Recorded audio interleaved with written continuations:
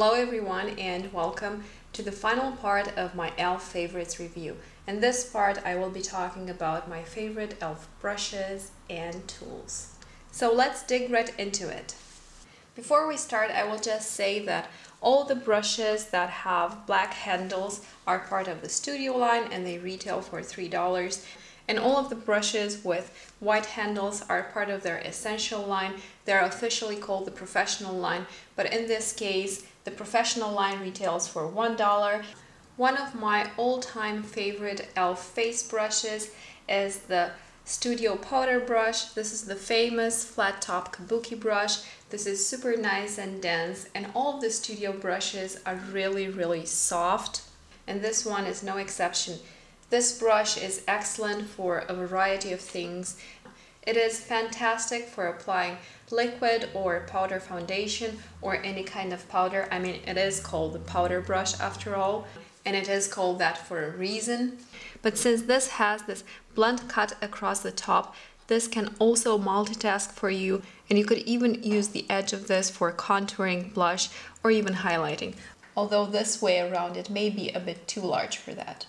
And if for any reason you may be tempted to doubt my love for this brush, suffice it to say that I have 3 of these brushes, and by the way, I have never ever been sponsored by e.l.f. and all of the products that you see in this video and in all my other videos have been purchased with my own money. So if I spend my hard-earned money on these products and I'm recommending them, they're probably pretty good. Another very good brush from e.l.f. is the angled blush brush. As the name implies, this does have an angled cut to it. It is also very dense and very soft, as all Studio line brushes. And as you can see, the bristles on this angled blush brush are actually a bit smaller than the powder brush I previously showed you.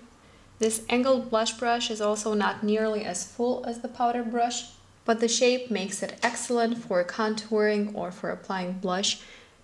Be it in a powder or a cream form, I really like this one and I use it every day.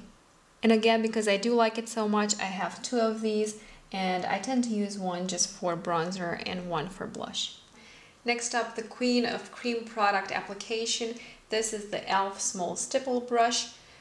This is not to be confused with a full-size stipple brush, which is quite a bit larger. You can see the difference in the bristles. And I have decided not to feature this full-size stipple brush in my favorites because the bristles on this one are rather flimsy. I mean, the full-size stipple brush is not a horrible brush, it's just not necessarily one of my top picks. Now, the bristles on this small stipple brush are actually very dense. You could even apply liquid foundation with it if you wanted, but then again, you would need to work a bit more because this does have such a small surface. I have used it in that way in the past. It's really nice to get around the nose, and it will definitely get the job done, although you will need a bit longer to get it done, but the result will be very nice. But what I mainly use this brush for is cream blush, cream bronzer, and cream highlights. A great little brush from e.l.f. And as you can see, the bristles on this one are quite a bit smaller than the angled blush brush that I showed previously.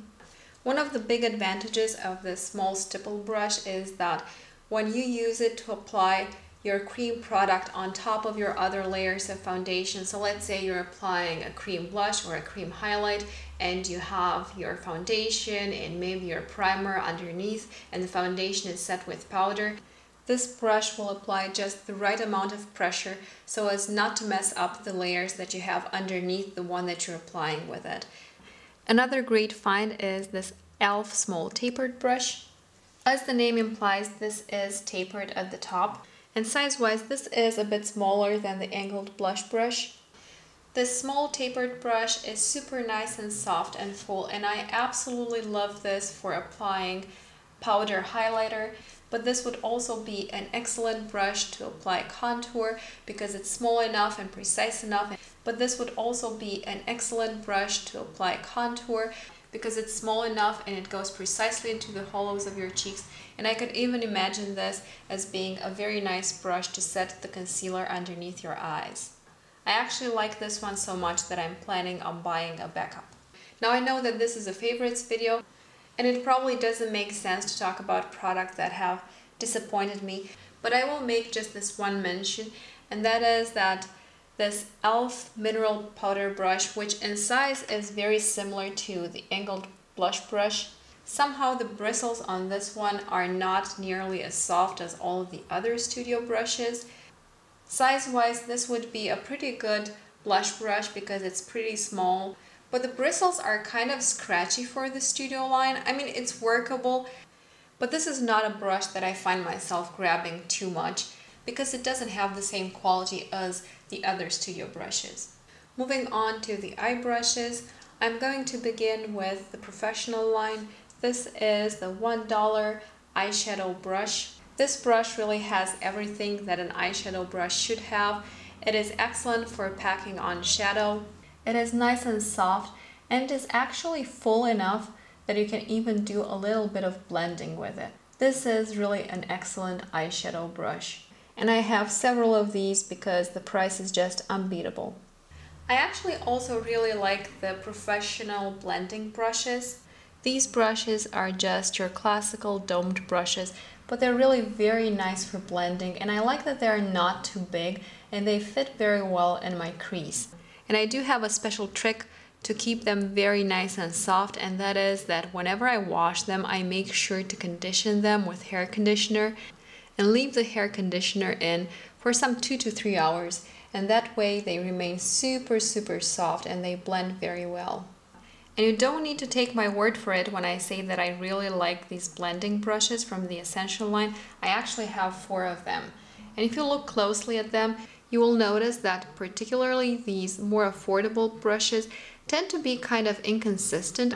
But for me, all of the blending brushes that I got over the time are similar enough that I do not notice any changes in the way they blend out the eyeshadow. Now, the little sister to the brush that I just showed is also from the professional line, and this is the eye crease brush. And I would describe this one somewhere in between a very small crease brush and a pencil brush.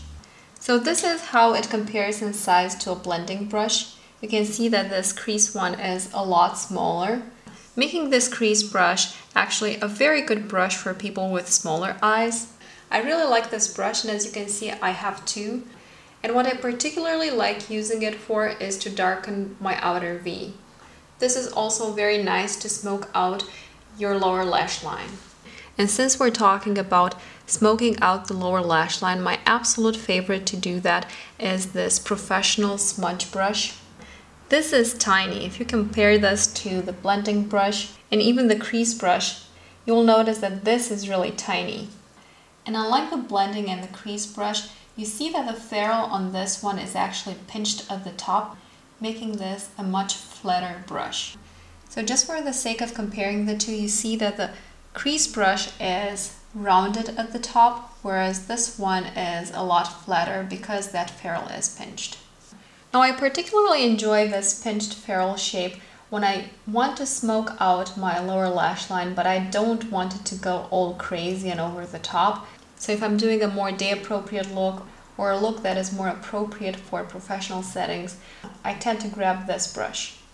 And since I do like this smudge brush so much, I thought I would repurchase it, but I have to say that I did not have the same luck with the one that I repurchased. This is the one that I bought as a backup, and I don't know how well you're able to see this on camera, but this one is actually a lot longer in the bristles, and it's also a lot fuller, meaning that when I go to smudge out my lower lash line, I will get a much more dramatic effect. The backup is also pinched at the top, just not as much, and there are simply more bristles in it than there are in the original one. To be honest, the backup of the smudge brush looks a lot more like a regular eyeshadow brush with the bristles cut shorter. So it has the same kind of fullness in the bristles, and the shape is very much the same, the only difference being that this one is shorter than the regular eyeshadow brush. So if you're interested in this smudge brush, do keep in mind that you may not get the best smudge brush from the first attempt. But that being said, I do love this one, the skinniest of them all. A great eyeshadow brush from the Studio line is this e.l.f. eyeshadow C brush. The bristles on this one are kind of cut in a C shape, This is very nice and full and soft, and it packs shadow on beautifully. If I would have to choose between this one and the professional one, the one that costs just $1, I would probably pick this one, but I would still mention that the professional one does everything that it's supposed to do. The e.l.f. Flawless Concealer Brush is a fabulous brush for blending out concealer and for setting your concealer with powder. This is nice and fluffy and full and super soft. I really like this brush. The e.l.f. Small Smudge Brush is a very nice detail brush, but I will say that if you want to smudge your lower lash line, the professional smudge brush is still probably your best bet. The Studio Small Smudge Brush is tiny. It is both very narrow and quite short, and the bristles don't have the same amount of give as the Essential one. I really like using this one to highlight the inner corner of my eye though. So by comparing directly the professional smudge brush and the Studio Small Smudge Brush, you can see how tiny the Studio one is compared to the professional one. Two more tools to finish up the eyes category. First, the eyelash curler. This is the newer $1 e.l.f. eyelash curler.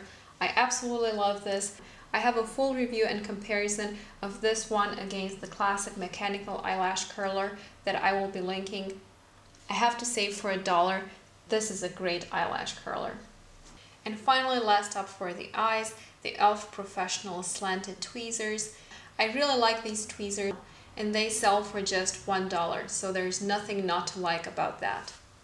I have just one more brush to talk about, and this is a lip brush, and it's called the e.l.f. Retractable Lip Brush, and it is part of the Studio line, and therefore it costs $3. I think this is an excellent travel lip brush because, as you can see, when it is closed, the bristles are completely protected, meaning that you will not get the lip product that you applied with this brush smeared all over your bag. The way this works, you just take it off the lid here, and when you plug it back into the lid, the bristles of the brush start emerging right here. This is a very narrow lip brush. It is soft enough to make the application pleasant on your lips, but the bristles have enough stiffness that you could use this to line your lips also. And the narrow shape also means that it is very good for detailed work on your lips, which is really nice. So I really do like this brush. This officially concludes my e.l.f. Favorites series. Thank you so much for taking the time to watch. I hope that this video series will give you some ideas as to products you may want to try out from e.l.f. Again, thank you so much for watching, and I hope to see you in my next video. Bye!